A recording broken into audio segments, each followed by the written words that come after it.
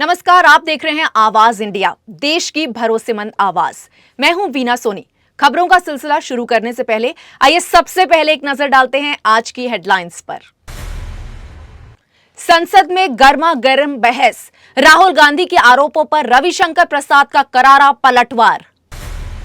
LPG संकट पर केजरीवाल ने सरकार को घेरा, 1 करोड़ लोगों की बेरोजगारी का खतरा बताया। एलपीजी और तेल की कालाबाजारी पर यूपी सीएम का कड़ा रुख, अफवाह फैलाने वालों पर होगी कार्रवाई।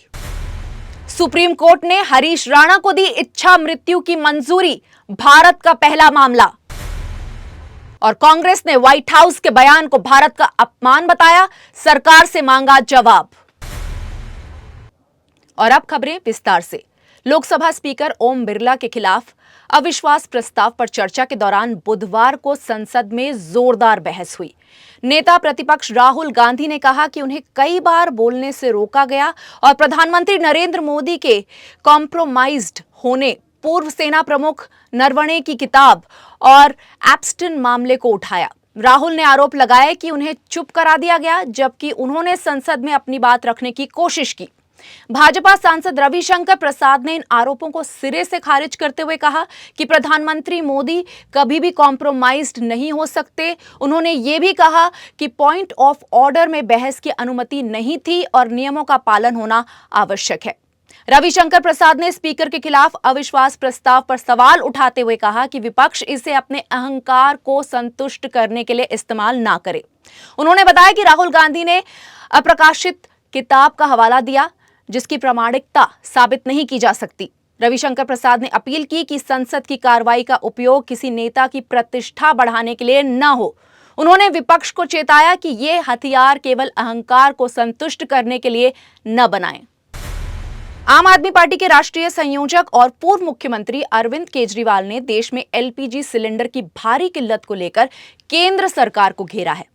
उन्होंने कहा कि यह संकट रेस्टोरेंट, होटल और उद्योगों को बुरी तरह से प्रभावित कर रहा है और शादी के सीजन में हजारों शादियां टल सकती हैं। केजरीवाल ने बताया कि देश में एलपीजी खपत का 60% आयात होता है, जिसमें से 90% स्टेट ऑफ हॉर्मुज से आता है, जो अब भारत के लिए बंद हो गया है।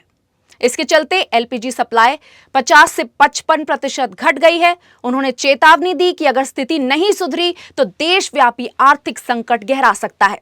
केजरीवाल ने कहा कि सरकार ने रेस्टोरेंट और होटलों को एलपीजी सप्लाई बंद कर दी है और सुरक्षा कारणों से स्टॉक रखने की अनुमति नहीं है। उन्होंने आंकड़े देते हुए बताया कि मुंबई में 20% होटल और रेस्टोरेंट पहले ही बंद हो चुके हैं और अगले 2 दिनों में 50% बंद हो जाएंगे।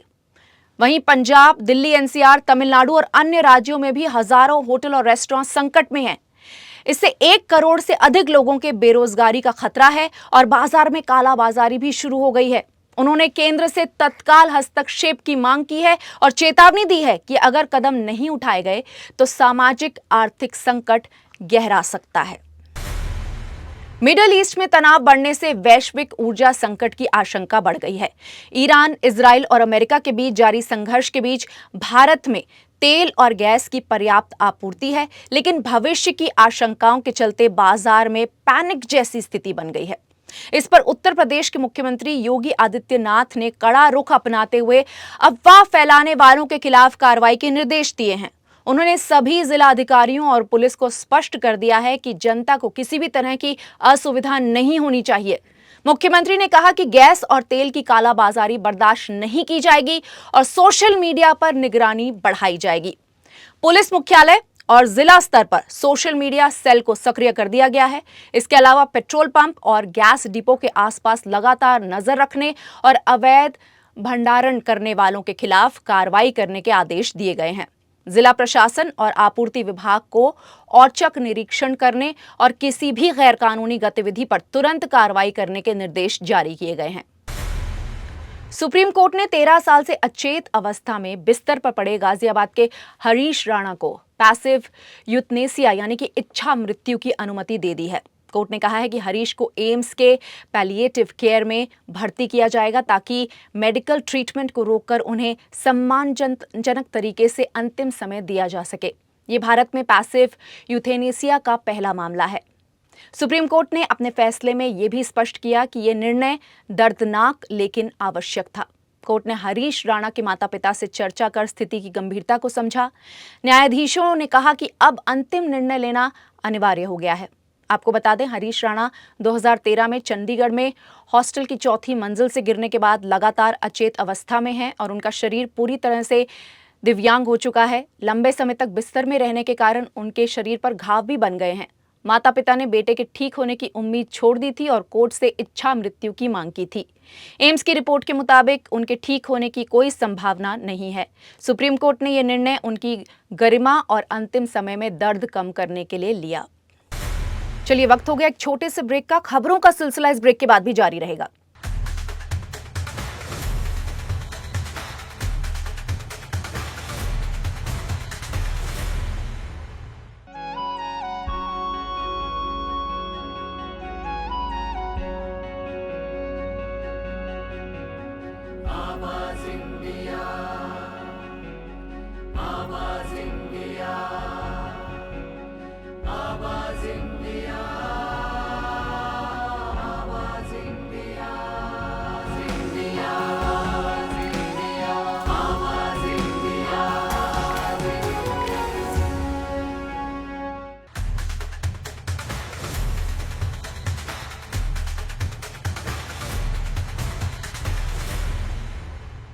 एयर इंडिया एक्सप्रेस का विमान हैदराबाद से फुकेट उड़ान भरते वक्त दुर्घटनाग्रस्त हो गया। फुकेट एयरपोर्ट पर विमान की नोज व्हील टूट गई और रनवे पर घर्षण करते देखी गई।